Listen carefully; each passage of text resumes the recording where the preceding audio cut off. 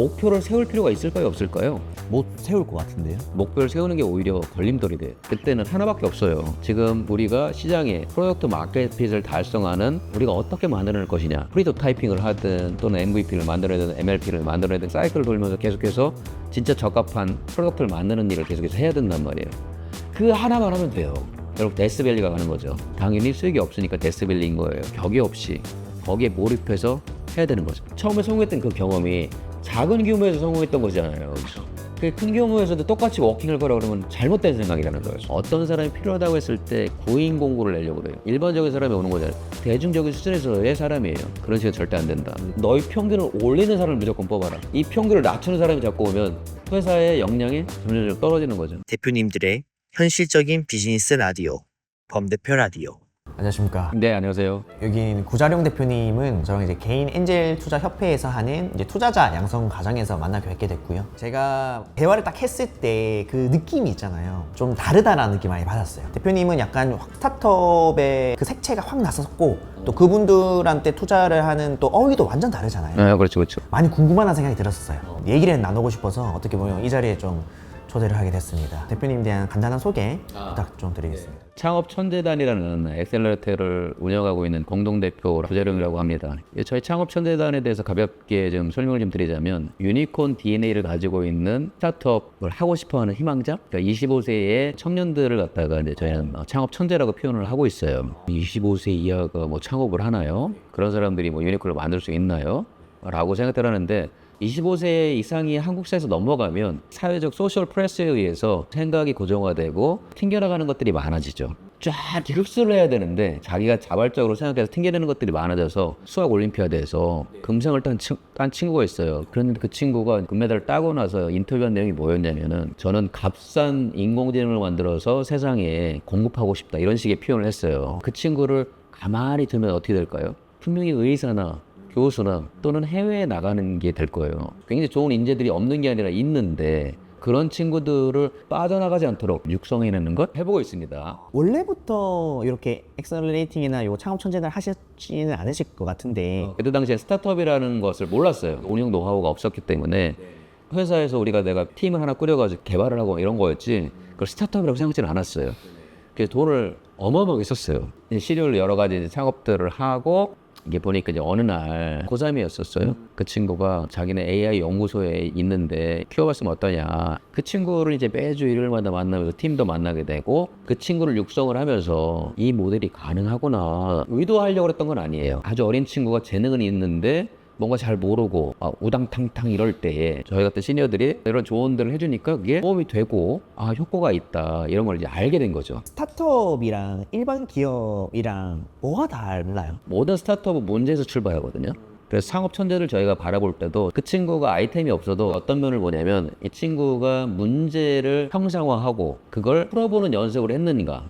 예를 들어서 이런 거죠. 학생 시절에 학교에서 냄새가 나. 근데 자기들이 막 조사하니까 하수구야. 학교 건물들을 가져와가지고 막 배수구 어딘지 찾아서 어떤 방식으로 하면 이 냄새를 없앨 수 있다. 그걸 문제를 해결하는. 근데 이건 일반 사람은 못하죠. 즉 개인적 문제라기보다는 사회적 문제를 혁신적으로 해결을 해서 많은 사람들의 혜택을 가질 수 있도록 하는 거에 어떤 형식으로든 해본 친구들. 스타트업은 저는 문제에서 출발하고 문제에서 끝난다고 생각을 해요. 시장에서 필요한 문제들을 해결해 준다면 그건 스타트업이다. 저는 이렇게 정의를 내려요. 대표님이 직접 이제 작성하신 창업천재 스타트업 운영 매뉴얼이란 책에는 저는 개략적으로 좀 봤어요. 좀 접어가면서 좀 공감되는 부분도 많고 제가 조금 궁금한 것도 많아서 책 소개를 그러면 단단하게 해주시겠어요? 창업을 하고 나서 지켜보니 운영하면서 하는 실수들이 너무 많더라고요. 좀 매뉴얼에서 이 친구들이 실수하지 않도록 하는 그걸 만들어주면 좋겠다. 근데 그거를 그냥 글을 쓰면은 재미가 없고 사실은 또 적용하기 되게 어려우니까 생각하는 프레임워크를 만들자. 5M 프레임워크라는 걸 만들었어요. 5M은 뭐냐면 첫 번째 M은 마인드셋. 스타트업의 대표가 되려고 그러면 또는 공동 창업자 되려면 이런 마인드를 가져야 된다라고 하는 것들을 먼저 얘기를 해주고 두 번째는 이제 마켓이 얼마나 중요한지를 알아야 해요. 내가 하는 것이 아니라 마켓에 의해서 내가 서비스를 한다는 생각을 가져야 되고 이 마켓 출발은 누구부터 출발하냐면 하나의 커스터머에서 출발해요. 아이디얼 커스터머 프로필이라고 그래가지고 가장 이상적인 커스터머 프로필을 만들어야 돼요. 지금 문제의식을 갖고 있는 고객이 누구냐를 찾아야 돼요. 그 다음에 커스터머 프로블럼 핏을 만들어내야 돼요. 고객이 있고 어떤 문제를 갖고 있는지를 그 문제는 적절한지를 찾는 거예요. 그 다음에 어떻게 하면 해결할지, 즉 그 프로블럼의 솔루션이 피탄지. 왜냐면 프로블럼을 해결하는 솔루션은 굉장히 많아요. 효율적으로 해결할 수 있는 걸 찾아내야 되는 거예요. 그런 다음에 그 솔루션을 많은 사람들이 사용할 수 있도록 만들어내는 프로덕트화를 하는 거예요. 인, 아웃 아이디어가 아니라 아웃, 인 아이디어를 찾아라. 항상 모니터링하고 문제를 해결하려고 노력하고, 그 다음에 이제 매니저맨. 스타트업에서 초기에 보면 제일 실수한 것 중에, 저도 많이 실수한 것 중에 하나가 뭐냐면, 제가 혼자 대표로서 창업한 게 되게 많아요. 팀을 꾸려지긴 했지만 공동 창업을 하지 않았어요. 근데 성공률은 공동 창업이 훨씬 높아요. R&D 베이스의 대표 또는 세일즈 베이스의 대표로 나누는데, 그런 대표들 성향 있고 플러스에서 운영 또는 개발자, 비즈니스 디벨롭, 다른 능력들을 갖고 있는 공동 창업자들이 있었을 때에 그 팀이 서로 합을 맞추면서 성장할 수 있는 게 되거든요. 저희가 처음에 볼 때 다 사람만 보는 거잖아요. 아이들 보는 게 아니잖아요. 창업자들이 굉장히 똑똑하기 때문에 사람의 중요성을 잘 몰라요. 내가 서비스를 만들었어요? 잘 됐어요? 다른 사람 없어도 되잖아요. 어떤 사람이 필요하다고 했을 때 그 사람을 뽑는 거를 어떻게 뽑냐면 구인 공고를 내려고 그래요. 일반적인 사람이 오는 거잖아요. 대중적인 수준에서의 사람이에요. 그런 식은 절대 안 된다. 너희 평균을 올리는 사람을 무조건 뽑아라. 이 평균을 낮추는 사람이 자꾸 오면 회사의 역량이 점점 떨어지는 거죠. 팀원들이 추가될 때마다 그 사람들이 얼마나 중요한지를 알아야 하는 거고, 지분이 있는 어드바이저 3명을 둬라라는 게 있어요. 지분을 가지고 있다는 건 오너십을 갖는다는 거고, 그런 어드바이저를 할 수 있는 사람들은 경험이 많은 시니어들이잖아요. 이런 사람들이 여러 가지 문제들을 해결해 줄 수 있어요. 그 다음에 이제 머니죠, 머니. 결국 돈이잖아요. 그 뭐 돈에 대한 관리를 우리가 어떻게 해야 되고, 또 투자는 어떻게 받을 것이며, 투자자 관리는 또 우리가 어떻게 해야지 투자자들이 우리를 서로 도울 수 있도록 하게 만들 것인가, 이제 이런 문제들이 생기는데 알려주는 것이고, 그 다음에 이제 모델이죠. 이게 우리 스타트업의 성장 한계선을 계속해서 높일 수 있는가. 보통 보면 어떤 서비스를 만들면 성장 한계라는 게 정해져 있거든요. 서비스가 무한대로 커지지는 않아요. 그렇죠.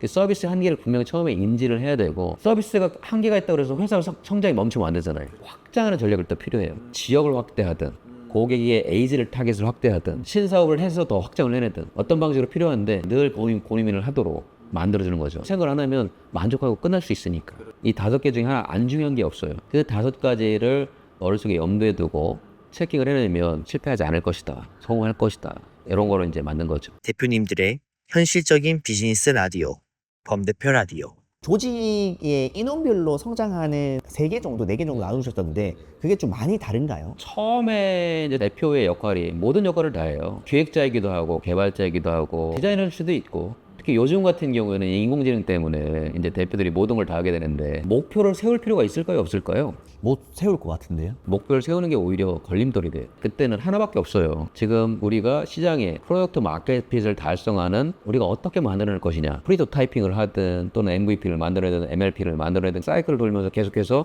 진짜 적합한 프로덕트를 만드는 일을 계속해서 해야 된단 말이에요. 그 하나만 하면 돼요. 그래서 그 하나를 하는 동안은 뭐냐면 결국 데스밸리가 가는 거죠. 당연히 수익이 없으니까 데스밸리인 거예요. 격이 없이 거기에 몰입해서 해야 되는 거죠.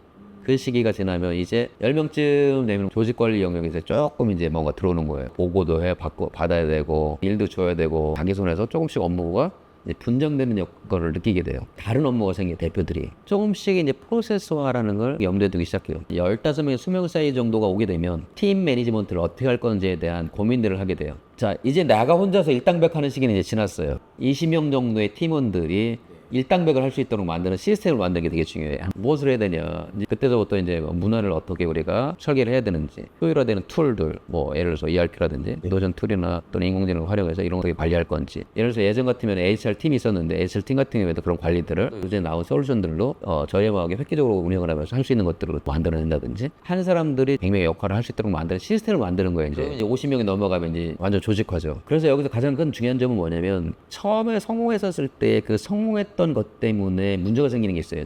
처음에 성공했던 그 경험이 이걸 똑같이 가져가면 작은 규모에서 성공했던 거잖아요. 그렇죠. 큰 규모에서도 똑같이 워킹할 거라 그러면 잘못된 생각이라는 거예요. 처음에 성공했던 생각은 버리고 규모에 맞는 대표의 역할을 찾아가는 게 되게 중요한데, 탈바꿈으로 만드는 것들을 이제 저희가 진행을 해줘야 돼요. 저도 이제 하면서 계속 바뀌잖아요. 그래서 목표를 안 세우는 게 맞는 것 같다. 딱 그거였는데 정말 같습니다. 대표님들의 현실적인 비즈니스 라디오, 범대표 라디오. 2번째로는 스타트업들이 가장 많이 하는 그 미션, 비전, OKR 이런 단어들 있잖아요. 좀 대표님이 좀 정형화를 시켜놨더라고요. 그래서 이 부분을 조금 얘기해 줄 수 있을까요? 스타트업이 조금 성장하면 이런 얘기를 듣게 돼요. 미션으로 인한 의사결정을 해야 된다. 또는 경영을 해야 된다. 일일이 지시하지 않아도 회사의 미션에 의해서 사람들이 막 분기탱천해가지고 열심히 일을 하면 좋잖아요. 네. 근데 중요한 건 이런 거죠. 어느 날 갑자기 그런 걸 생각지 않던 대표가 미션이라는 게 필요해. 비전이라는 게 필요해. 그리고 이제 만들려고 해요. 그런 때 생기는 문제가 뭔지 알아요? 미션과 비전을 잘 모른다는 거예요. 회사 미션 스테이트먼트를 정할 때 또는 비전을 정할 때 엉뚱한 걸 만들어요. 예를 들어서 IT면 뭐 토스, 배달의 민족, 구글, 뭐 메타 큰 회사들일 거 아니에요. 그런 큰 회사들은 커진 다음에 미션이에요. 우리 지금 스타트업에 있는 사이즈에서의 미션이 아니에요. 근데 그거를 착각하는 거죠. 거긴 다 이런 식으로 나와요. 막 우리는 뭐 정보의 체계화를 해서 인류의 뭐 지식 체계를 공급하겠다. 엄청 멋지죠. 그거를 벤치마킹해서 비슷하게 만들어 문구를 이제 막 태어난 애기인데 흉내가 아니라 우리 조직이 살아야 하는 의미를 얘기해요. 왜 이 일을 하는지 그 의미를 담아야 돼. 없는 건 아닐 텐데 어딘가 있을 텐데 그걸 정을 내리지 않아서 그래요. 우리 회사가 만들었을 때 왜 이걸 하려고 했는지에 대한 의의가 있잖아요. 그 의의를 담는 것이 미션이에요. 내가 오늘 살아야 되는 존재의 이유가 있어. 1년이 지났어요.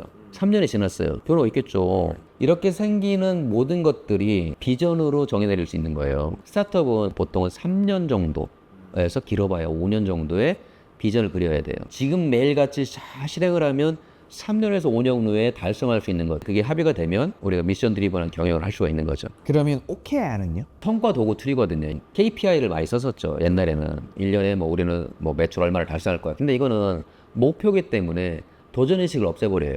그래서 OKR은 뭐냐면 스타트업이 도전적인 목표를 세울 수 있도록 그게 팀이든 회사든 스타트업의 이 개념을 진짜 딥하게 연구하지 않고 하면은 실패하게 돼요. 그래서 처음에는 이걸 어떻게 해야 되냐면 어떤 한 팀을 정해서 그 팀이 OKR을 한번 실행을 시켜보는 거예요. 팀이 잘 수행된다 했었을 때 그걸 전사적으로 도입을 해서 OKR을 하는 방식으로 가야 돼요. 제가 그걸 재밌게 표현하기 위해서 이렇게 합니다. 눈 감아보세요. 자, 오른손 한번 들어보세요. 동쪽을 가리켜보세요. 눈 떠보세요. 손 내리지 말고. 자, 그리고 다른 사람 보세요. 다 다르죠? 왜 달라요? 동쪽을 모르나요? 동쪽이라는 단어를 구성원들이 모르는 사람이 아무도 없어요. 여기. 동쪽을 어디라고 정의 내린 거를 같이 공유한 적이 없어요. 회사를 빗대서 얘기하는데 동쪽, 즉 미션, 비전 또는 북극성 우리가 얘기할 수 있는데 그게 어디로 가는 건지는 다 머릿속에 북극성 얘기하면 우리에서 그쪽으로 가는 거 아니야? 다 얘기하지만 진짜 얘기를 하면 그게 뭔지를 몰라요. 다른 방향을 가고 있어요. 그거에 대해서 한 방향으로 나갈 수 있도록 만들어주는 것이고 그런 것들이 이제 조직에 내재가 됐을 때 조금 더 다른 조직과는 다른 퍼포먼스를 낼 수가 있는 거죠. 많은 대표들이 이제 스톡 옵션이나 저 RSU는 저 처음 봤어요, 제에서. 스톡 옵션이 정확히 뭔지, RSU가 뭔지 해주시면 좋으실 것 같아요. 스타트업에서는 사실은 현금이 그렇게 많지 않기 때문에 보상 체계가 있어야 되잖아요. 같이 팀원들한테 이제 비전을 그려줬지만 지금 현재는 조금 부족하지만 미래가 잘 되면 너한테 이런 보상이 갈 거야 라고 하는 이제 보상 체계 툴로 우리가 이제 스탁 옵션을 하고 RSU를 하는 거거든요. 주식을 살 수 있는 권리를 주는 거예요. 스타트업의 가장 큰 장점은 뭐냐면 회사의 밸류가 성장하는 거잖아요. 그러니까 예를 들어서 지금 회사의 밸류가 10억이라고 칠게요. 그런데 이 회사가 한 1년 뒤에 2년 뒤에 100억이 돼요. 근데 여기에 주식이 있는데 5,000원짜리예요. 1년 뒤에 똑같은 5,000원으로 살 수 있도록 해줄게. 그렇게 이제 조건을 거는 거죠. 그게 스탁옵션의 개념이에요. 그런데 이제 RSU는 성과를 달성하면 주식을 줄게 라고 하는 거예요. 조건은 여러 가지 갈 수 있죠. 예를 들어서 이제 세일즈를 목표치를 어느 정도 달성했다든가 이렇게 되면 일정 정도의 하는 주식을 주죠. 초기 스타트업들의 스톡 옵션을 몇 퍼센트 중에 적당하냐라는 게 굉장히 좀 자주 여쭤볼 것 같은데 그게 좀 기준이 있나요? 회사가 성장하는 것과 상관없이 전체 스톡옵션의 그 당시에 밸류를 생각했을 때 주요 개발자인 경우에는 1에서 3%까지 그냥 개발자들이다 그러면 0.3에서 0.5% 사이 정말 핵심이다 그러면 5%까지 정도 주죠. 투자를 받는 게 좋은 대표가 있을 것 같고 투자를 안 받는 게 좋은 대표가 있을 것 같은데 그렇죠. 어떤 비즈니스 모델을 갖고 왔더라도 투자에 적합한 비즈니스 모델이 있고 투자에 적합하지 않은 비즈니스 모델이 있어요. 투자자가 이제 이런 거죠. 돈을 넣어서 얘가 회사 커져서 나는 몇 배를 먹겠다는 생각이 들어야 되잖아요. 근데 투자 뭐 해도 안 되겠는데 그런데 지금 보면은 뭐 별건 없는 것 같은데 시장 크기를 보니까 진짜 성공만 시키면 몇 조로 먹을 것 같아. 야 그럼 100억 꽂자, 1000억 꽂자 이렇게 되는 거죠. 시장의 크기, 성장 속도. 어느 시장은 굉장히 빠르게 성장하는 시장이 있고 어느 시장은 이미 고착화된 시장이 있어요. 대표나 팀이 글로벌리 확장할 수 있는 능력을 갖고 있는가가 중요하죠. 투자사별로 섹터가 좀 정해져 있나요? 내가 속한 섹터의 단계를 어떻게 찾나요, 대부분? 초기 투자 시리즈 A, 시리즈 B, C 단계별로 그 적합한 VC들이 있어요. 네네. 두 번째는 이제 섹터별로 누구는 인공지능, 누구는 바이오, 누구는 뭐 이런 식으로 이제 좀 섹터를 나눠서 하죠. 한국에서는 간단해요. 더VC라는 서비스가 있잖아요. 거기에서 뭐 검색을 해보면 유사한 기업들이 투자받은 히스토리가 나오잖아요. 그럼 거기 투자자들이 쭉 보이잖아요. 그럼 이런 투자자들이 여기에 투자를 하니까 그럼 내가 이제 투자 받을 때는 그 회사들이 투자해줄 후보죠. 못 받을 뿐이지 투자자를 자체를 찾는 건 그렇게 어려운 일은 아니다. 투자를 그러면 좀 받을 예정이거나 그런 이제 대표님들이 투자자와의 관계를 어떤 식으로 하면 좋을까요? 가불까지는 아니지만 살짝 좀 투자자분들이 한테 좀 어려워하잖아요. 돈을 어떻게 투자를 해주신 분들이니까. 스타트업이 잘 나가면 VC들이 찾아와요. 투자해달라고. 맞아. 근데 잘 안 나가. 모델도 퍼포먼스는 별로 안 좋아. 이러면 맨날 내가 찾아가야 돼. 저희는 이렇고요. 이렇게 하고 이렇게 잘 낼 거고요. 맨날 추천하는 거야. 값을은 스타트업이 정하는 거예요. 원래 정해져 있는 것이 아니라 자기가 어떤 포지션에 있느냐에 따라서 갑이 되기도 하고 을이 되기도 한다. 그리고 기본적으로 VC는 돈 놓고 돈 놓기 비즈니스를 하는 사람들이에요. 다른 생각 아무것도 없어요. 너희를 도와주겠다? 이런 거 믿으면 안 돼요. 내가 이 사람들이 욕심을 가질 수 있도록 만들어주면 돼요. 근데 스타트업 대표들이 제일 어려워하는 것 중에 하나가 뭐냐면 VC가 뭘 도와주는 게 없을 거라고 생각하거나 거기다가 커미션을 어려워해요. 그런데 VC들은 네트워크가 많아요. 투자한 데도 많고 연결 잘 시켜줄 수 있다면, 특히 예를 들어서 B2B 쌀스다 이러면 기업들하고 많이 연결돼 있어요. 그래서 어리니까 그때 VC한테 요청하는 거죠. 나 이런 데에 이런 기업들을 찾는데 여기 좀 소개해달라. 도와주려고 노력해요. 스타트업이 그런 얘기를 해야 되는 건지 말아야 되는 건지 자기가 모르거나 그게 하는 게 쑥스럽거나 이러면 그거 자체가 안 된다는 거예요. 그냥 무조건 요구해야 되는 거예요. 그걸 얼마나 잘하느냐가 대표의 역량이에요. 팀원들이 대표를 존경할 일이 몇 가지가 있는데 자기들은 할 수 없는 일을 대표가 해내. 도대체 말도 안 되는 걸 영업해왔어. 존경스럽죠. 우리 대표가. 그걸 누가 했어? 자기 혼자 한 게 아니라 VC들과 함께 또는 어드바이저와 함께 그런 것들을 만들어내는 거예요, 대표가. 우리가 이제 보통 그 에스크 문화라고 요청하는 문화가 별로 없는데 요청하는 것들을 적극적으로 해야 된다. 사람 같은 걸 뽑아올 때도 VC들한테 평판 조회를 해온다든, 특히 임원급을 뽑아올 때, 그리고 이제 다른 VC들을 투자받을 때 VC들한테 또 물어봐주고. 투자금을 받았을 때 그 투자금을 쓰는 적정 비율이 있다고 저도 들었거든요. 그 부분 혹시 간단하게 설명되나요? 보통 이제 런웨이라고 그러는데 내가 현재 매달 얼마를 쓰고 있는지, 그다음 매달 쓰는 돈이 몇 개월에 나와야 되는지 이걸 갖다 항상 염두에 두고 있어야 돼요. 우리나라에서는 한 12개월 정도는 런웨이가 남아 있어야지 돼요. 그때서부터 투자를 받을 생각을 해야 돼. 이때는 그래도 여유롭게 할 수 있어. 왜냐면 1년 남아 있으니까 자 라운드를 오픈하고 투자자들을 연결을 해서 한 2, 3개월 내에 투자 받겠다 이렇게 생각하는데 그게 뜻대로 안 될 수도 있잖아요. 그러면 몇 개월 걸린단 말이야. 6개월 이하가 되면 이제 그때부터 쪼들리기 시작해요. 이제 무리하게 돼. 밸류도 제대로 못 받고 사람은 긴장하게 되고 그러다가 진짜 못 받으면 회사 잡는 거거든. 투자금을 받았을 때 처음에는 R&D에 많이 쓰게 되죠. 결국에는 그 R&D를 쓰게 될 때도 비용적으로는 런웨이가 남아있는지를 체크를 해서 그 돈이 소진되지 않도록 만드는 게 되게 중요해요. 그래서 투자자들이 돈도 투자를 많이 주고 이럴 때 막 흠뻑 쓰고 뭐 보유주식도 하고 이제 이랬는데 사실 그건 다 무용지물이거든요. 결국은 얼마나 알뜰살뜰하게 실제 본질을 위해서 투자금을 잘 쓰느냐가 굉장히 중요해요. 그 마인드셋을 하지 않으면 돈 투자금은 금방 날아간다. 대표가 내 돈이 아니라고 생각하고 팀원들을 기상하는 순간 이미 그 돈은 없다고 생각하는 게 맞아요. 대표님들의 현실적인 비즈니스 라디오, 범대표 라디오. 오늘 뭔가 좀 대화를 하면서 대표님이 왜 25세 이하의 창업 천재들을 찾으려고 하는지가 명확하게 이해가 됐고요. 논리적으로도 그렇고 확률적으로도 그렇고 굉장히 높겠다라는 생각이 확 와닿았어요. 투자자의 입장에서도 현명한 판단이라는 생각이 들었고, 대표님이 최근에 이제 좀 성공적으로 이제 엑싯을 이제 하셨잖아요. 그래서 그 사례를 보면서 대표님이 이 모델이 또 작동한다는 또 확신도 얻으신 것 같아서 좀 많이 공감이 됐고, 또 이야기를 해주시는 부분에 있어서 저도 이제 사업을 하다 보니까 제 상황이 빗대서 많이 들어봤어요. 좀 막혀있던 혈이라고 해야 되나? 그런 생각의 범주도 좀 많이 넓어진 것 같아서 좀 많이 좀 도움이 됐습니다. 예. 저도 오늘 하면서 느낀 건데 뭐 날카로운 질문들을 많이 해주셔가지고 범 대표님을 좀 키워보고 싶다 이런 생각이 들었는데 25세가 넘어서 탈락. 네, 이렇게 마무리하겠습니다. 네, 감사합니다. 네, 고맙습니다.